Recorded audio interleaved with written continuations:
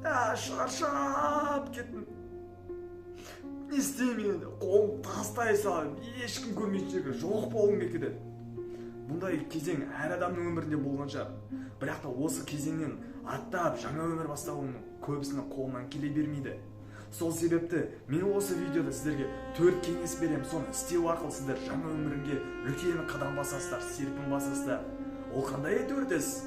Менің айтайын деп тұрғаным ол жаңа өмір бастау керек, жаңа достар табу керек, жаңа жұмыс табу керек, жаңа қызығушылықпен айналысу керек, өзіңді бақытты сезіну олай емес. Себебі бұның барлығы айту оңай, бірақ та істеу қиын нәрселер. Менің беретін кеңестерім ол маңызды емес.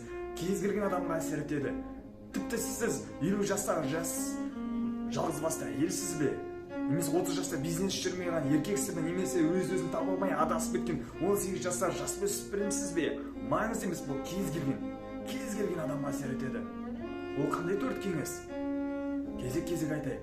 Біріншісі, бізде орыс мұғалімі болатын. Ол бізге айтты: ата-аналарыңа қоңырау шалып, мен сізді жақсы көрем, анам деп айтыңдар деп айтты. Көбісі қоңырау шалды. Сол кезде олардың аналарының айтқан сөзі: балам, не болып қалды? Қаяқтасың? Қай жердесің сен? Уайымдап кетті. Сол кезде жүрегім ауырды. Себебі көбісі өйтіп аналарына ешқашан айтпайды, ешқандай себепсіз. Ал сен ше, сен айттың ба? Соңғы рет қашан айттың? Соңғы рет сен қашан сөйлестің? Дәл қазір өзінің телефонының алда анаңа қоңырау шал. Оған қаншалықты жақсы көретініңді айт, ризалығыңды айт. Анаң жоқ па? Әкең жоқ па? Досың жоқ па? Тіпті көшедегі итке айт. Кез келген өзіңе жақын адамға ризалығыңды айт. Айту ондай сөз айтып көрмеп пе едің? Текст жазып ап, соны қайталап айт.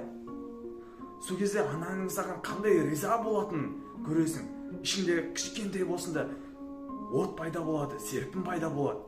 Көзіңді ашады. Екіншісі, дәптер мен қалам аласың, тыныш жерге барасың. Барасында өзіңнің не бар екенін барлығын жазасың. Менің қолым бар, менің екі құлағым бар, көзім бар, мұрным бар, естимін. Барлығына шүкіршілік етесің. Және басындағы проблеманың барлығын, ойлардың барлығын жазасың. Ойланбайсың. Мынау мүмкін проблема ма, проблема емес пе? Жоқ. Сен барлығын жазасың, ойланбай. Бұл мозговой штурм деп айтылады. Осыны жазғаннан барып сіз дәптерге қарап тұрасыз да, сізде линиялар арқылы бір ұғым пайда болады, бір жауап пайда болады барлығын. Және сіз барлық өзіңізбен бірге тасып жүрген керек емес ойларды дәптерге қалдырасыз. Бұл ойыңызды әлде қайда тазартып сізді жарқын жаққа ойлауға әкеледі.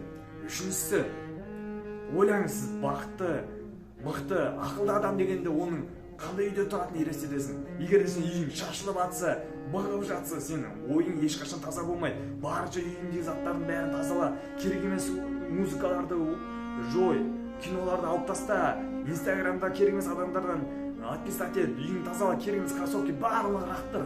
Сол кезде сен керек емес нәрсені лақтырған кезде ойың таза болады.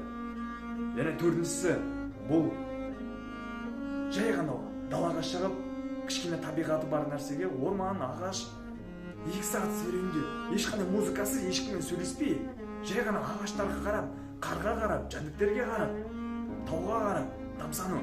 Себебі біздің әлем қазір барлық келген қыздар, телефон, сағаттар, ол бізге миымызға рахат бермейді. Біздің әрбір ағаштың қозғалған жапырағын көргенде, біздің Аллах тағаланың бізге жаратқан нәрсесін біз өз көзімізден көргенде, біздің миымыз тынышталады. Біз рахат аламыз. 2 сағат серуендеп келгеннен кейін сіздің миыңыз түгелімен 100%-ке таза болады. Және сіз осыдан кейін жаңа өмір бастай аласыз.